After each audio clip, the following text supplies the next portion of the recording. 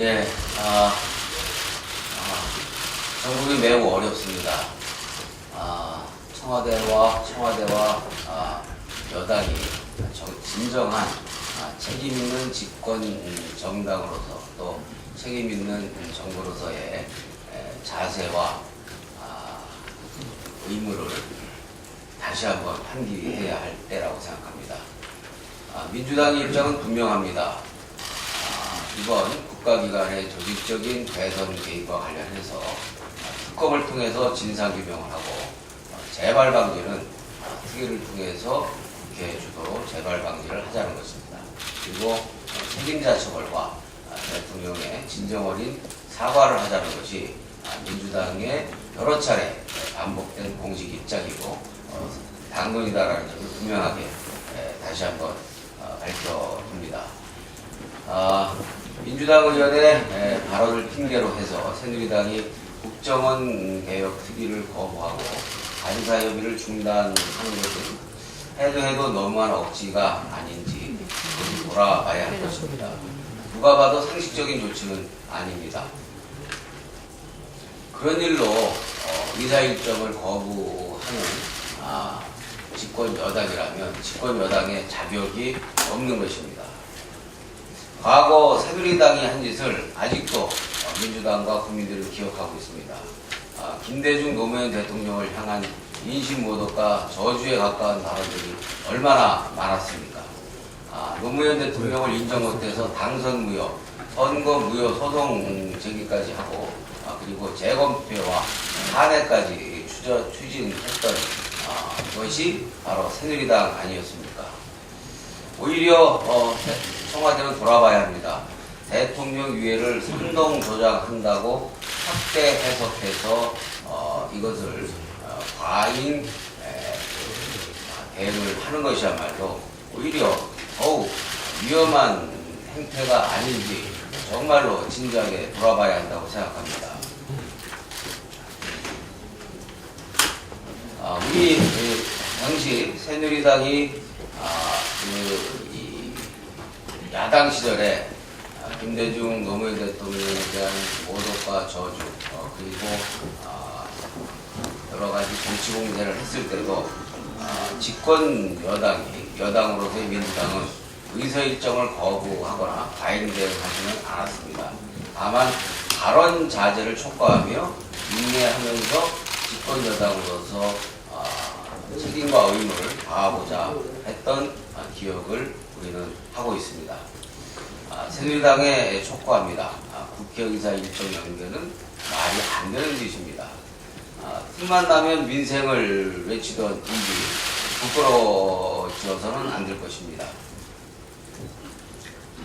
민생보다 소중한 것은 아무것도 없습니다. 새누리당의 합리적이고 이성적인 판단을 촉구합니다. 박근혜 대통령께서 어제 수석비서관 회의에서 기회는 날마다 오는 것이 아니다 라고 하면서 새 예산안과 법안이 연내에 처리하게 되어서 다행이다 라는 말씀을 하셨습니다. 바로 그것이 집권당의 책임과 의무인 것입니다. 우리 민주당은 국정원 개혁기를 전상적으로 가동해서 국정원 등 국가기관의 선거 개입, 정치 개입을 원천적으로 차단하는 노력을 국회가 주도해서 이뤄내는 역사적인 성과를 반드시 여야 합의를 통해서 이루어내야 한다고 생각합니다. 새누리당이 이성을 회복하고 국정원 개혁기를 정상 가동할 것을 다시 한번 엄정하게 촉구합니다.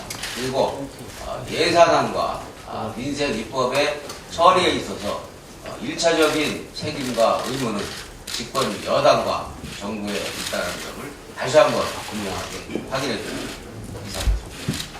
네, 다음 정병환 정치기 의장 발언이겠습니다. 새누리당이 국정원 개혁 특위를 또 하나의 유명무실한 특위로 만들어 국정원 개혁은 왜 팽개치고 예산만 통과시키겠다는 속내를 가진 것은 아닌지 의심스럽습니다. 어제 새누리당은 국정개혁 특위의 첫 번째 회의 내내 합의문과 상관없는이라는 말만 반복하며 시간 끌기와 힘 겨루기로 일관했습니다. 그런데 오늘 또 간사 협의를 거부하며 특위 운영을 반기하고 있습니다. 이 같은 새누리당의 태도는 특위를 특별히 보여줄 것 없고 실명만 남겨주는 위원으로 만들려는 의도가 아니고서는 절대 해서는 안 되고 할 수도 없는 행위입니다. 새누리당은 정권과 권력에 충실했던 국정원 대신 국가와 국민의 안위에 충실한 국정원으로 거듭날 수 있는 개혁 방안을 도출할 수 있도록 고민을 거듭해야 할 것입니다.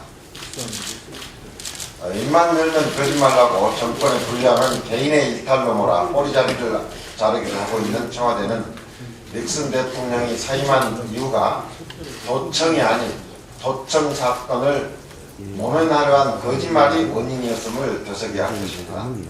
최동욱 전 검찰총장 찍어내기와 관련된 청와대의 해명이 거짓이었음이 드러났습니다. 지난 4일 청와대 조호영 전 행정관에게 최근에 개인정보 확인을 요청한 인물로 안행부 김모 국장을 지목해서 청와대는 개인의 일탈행위로 공식 발표했습니다. 하지만 검찰 수사 결과 청와대가 근거로 제시했던 김모 국장과 조 전 행정관 주고받은 문자 메시지가 복원되면서 청와대의 거짓 해명이 만천하에 드러난 것입니다. 김모 국장을 몸통으로 지목하고 서둘러 꼬리 자르기를 시도했으나 어설픈 변명으로 밝혀진 것입니다. 이번 사건을 개인의 일탈이 아닌 조직적 범죄로밖에 볼 수 없는 이유입니다. 지금이라도 청와대는 어설픈 꼬리 자르기식 변명을 그만들어 놓고 철저한 진상조사를 통해 숨기려 한 몸통과 머리의 실체를 밝혀야 할 것입니다. 민주당이 지방재정을 반드시 사수하겠다는 지방정부와의 약속을 지켜냈습니다. 어제 새누리당과 지방소비세율 6% 인상 합의를 이끌어내 정부의 일방적 결정인 취득세 인하에 따르는 지방재정 악화를 막아냈습니다. 정부가 일부만 지방소비세로 보전하고 일부는 예비비로 집행하겠다는 방침 자체가 원칙에도 맞지 않은 것이 뿐만이 아니라 정상적인 집행을 하지 않을 수 있다는 또 의구심을 지방으로서는 가질 수 있는 사항이었습니다. 때문에 우리 민주당은 8.28 대책 직후부터 지속적으로 지방소비세 6% 인상을 요구했고 이번 예산안 심사 5대 원칙 가운데 하나로 취득세 인하로 인한 지방소비세 보전을 설정해서 강한 의지를 유지해 왔습니다. 특히 이번 개정안은 취득세 감소분 보전뿐만 아니라 향후 5년 동안 최소 8천억 원의 지방 수입이 늘어나는 효과를 가져올 것으로 예측돼 지방 재정에 긍정적인 영향을 줄 수 있을 것으로 보입니다. 민주당은 이번 합의에 이어 기존에 약속했던 지방 재정 확충 방안을 지속적으로 추진해 나갈 것입니다. 라고 촉구를 했습니다. 그런데 아침에 갑작스럽게 오늘 국정원 보고 의사일정 참여할 수 없다, 의사일정 거부하겠다는 일반 통보를 해왔습니다. 대단히 유감스럽습니다. 여야 대표회담에서 어렵사리 마련한 국정원 개혁특위를 내팽개치겠다는 것이 아닌가 하는 심각한 우려를 하지 않을 수 없습니다. 언제부터 여당이 먼저 나서서 의사일정을 파기한 적이 있었습니까? 이러한 일방적인 의사일정 파기는 여당의 무책임한 본색을 그대로 드러냈다고 하지 않을 수 없습니다. 오늘 다시 한번 여당 간사와 의사일정 합의를 위해서 노력을 하겠습니다. 새누리당은 지금이라도 적극적으로 다시 국정원 개혁특위의 의사일정에 합의해 주기를 바라고 더 이상 국정원 개혁특위를 파행으로 이끌거나 질질 끌려는 시도는 중단하시기를 바랍니다. 이상입니다. 예, 다음 국토위 간사인 이은석 부대표로 발언하겠습니다.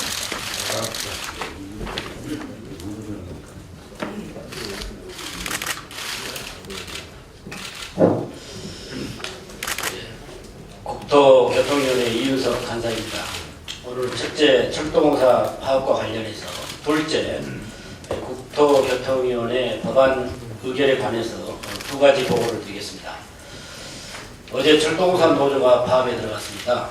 국토부와 코레일은 4,356명을 직위 해제하고 집행부 194명을 경찰에 고발하는 등 초강경 대응에 나섰습니다. 국토부 장관이나 철도공사 사장의 의중은 아닐 것입니다. 이번 파업은 수서발 KTX 자회사 설립이라는 민영하에 민영화 수순을 밟아나가는 정부에 반대하는 파업입니다. 민주당은 어제 국토교통위원회에서 이번 파업을 중단하고 KTX 민영화 논란을 해결하기 위한 여야정 합의를 이끌어내기 위해 최대한 노력을 했지만 정부와 여당의 반대로 좌절이 됐습니다.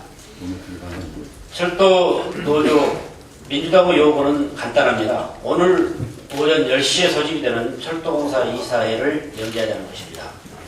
수서발 KTX 민영화 수습을 의심되는 토레일의 자회사 설립을 승인하는 이사회의를 연기하고 다만 몇 개월이라도 국회와 함께 사회적 논의를 하자는 것입니다. 민주당은 철도 노조 요구가 매우 합리적이고 타당하다고 생각하며 이러한 의견을 국토교통부 장관께 요구했으나 받아들이지 않았습니다. 정부는 무엇이 급해서 민주당과 철도 노조 그리고 시민사회와 많은 국민들의 염려와 요구에도 아랑곳하지 않고 이사회의 일정을 밀어붙이기식으로 강행하고 있습니까? 정부는 이제라도 오늘 이사회의를 연기하고 대화를 시작하기를 엄중하게 촉구합니다. 두 번째, 국토교통위원회 법안 심사 관련해 보고를 하겠습니다. 어제 국토위 전체회의에서 리모델링 수직 증축을 허용하는 주택법 개정안, 개발이익 환수법 개정안, 행복주택사업을 위한 보금자리주택법 특별법 개정안, 주택 임차료를 바우처 형태로 보조하는 주택 임차료 보조법 제정안 등을 의결했습니다.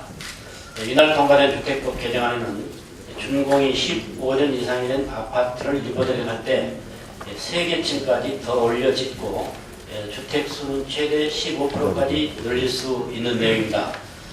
이번에 통과된 법안들은 민생과 관련 부동산 경기 부양을 위한 법안들입니다. 수차례 말씀을 드렸듯이 이번에는 정부와 새누리당이 응답할 차례입니다. 세입자를 위한 전월세 상한제 도입, 계약 갱신 청구권을 즉각 수용해야 할 것입니다. 이상입니다.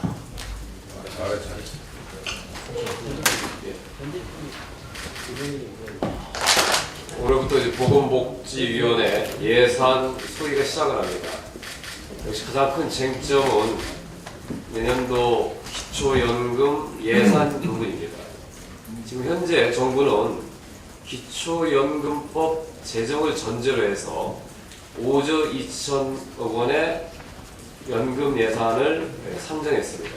여기는 원래 박근혜 대통령의 공약과 달리 대상의 70%에게 10에서 20만 원씩 국민연금 가입기간과 연계해서 차등 지급하는 것입니다.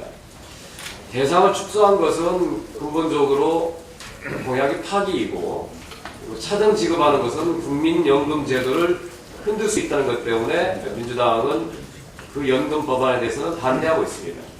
대신 만약에 이 연금법이 통과되지 않았을 경우에 연금을 받지 못할 거라고 하는 그런 우려도 일부에 있고 아마 정부와 여당은 마치 민주당의 반대 때문에 연금을 받지 못한다라고 그렇게 공격할 가능성이 높습니다. 그래서 저희 민주당에서는 현행 기초노령연금법만으로도 내년부터 대상이 70%에게 20만 원 전액 지급하고 하는 예산안을 당론으로 갖고 있습니다. 오늘부터 심의될 때 기초연금법에 제정 없이도 현행 기초노령연금법으로 지급 근거가 충분하면 이미 정부가 5조 2천억 원의 예산을 제출한 상태이기 때문에 여기에 3천억 원만 증액하면 70%에게 20만 원 지급이 가능하다라고 하는 것을 강조하고 예산 심의에 임할 것이라고 하는 것을 말씀드립니다. 네, 정부의 정청래가 답변드립니다. 예, 아무도 말씀 안 하셔서 말씀드리겠습니다. 지금 새누리당이 양승조 장하나 의원에 대한 제명안을 제출한다는 부분에 대해서 한 말씀 드리겠습니다. 나는 노무현이를 지금도 대통령으로 인정하지 않고 있다. 2003년 9월 3일 한나라당 의원총회에서의 김무성 의원의 발언입니다. 그때 청와대 노무현 대통령의 청와대에서는 국회의원으로서의 품위를 유지해달라 하는 짤막한 논평 하나를 냈습니다. 김무성 의원을 제명하겠다라고 나선 적이 없습니다. 대선 불복 원조 정당은 새누리당입니다. 노무현 대통령이 여당이 선거에서 잘 됐으면 좋겠다라는 말 한마디 말꼬리를 잡아서 탄핵까지 시킨 정당입니다. 이정현 홍보수석이 연일 방방 뜨고 있는데 본인의 발언, 작년 대선일 12월 19일의 발언을 되돌아보기 바랍니다. 대선 투표날인 작년 12월 19일 이정현 홍보단장은 문재인 명예의 문자 메시지가 유포되고 있다. 문재인 후보가 대통령이 당선되더라도 당선 무효 투쟁을 할 수밖에 없다. 라고 이번 19대 대통령 선거 과정 속에서 최초의 대선 불복 발언을 한 장본입니다. 내가 하면 로맨스고 남이 하면 스캔들입니까? 새누리당은 까마귀 고기를 먹었습니까? 본인들이 한 짓은 다 까먹고 지금 장하나 양승조 의원에 대한 제명한 처리 운운하는 것은 공포정치의 부활입니다. 이러니 일각에서는 SNS에서는 새누리당을 새머리 당이라고 하는 것입니다. 헌법 제46조 2항에는 국회의원은 국익에 우선하여 양심에 따라 직을 행한다 라고 되어 있습니다. 민주주의에서 가장 큰 병폐는 선거 부정 문제입니다. 국회의원의 양심적 발언을 비판하면 될 것이지 그걸 가지고 의원직 제명 운운까지 하는 것은 해도 너무한 공포 정치입니다. 새누리당은 자중자애해 주시기 바라겠습니다.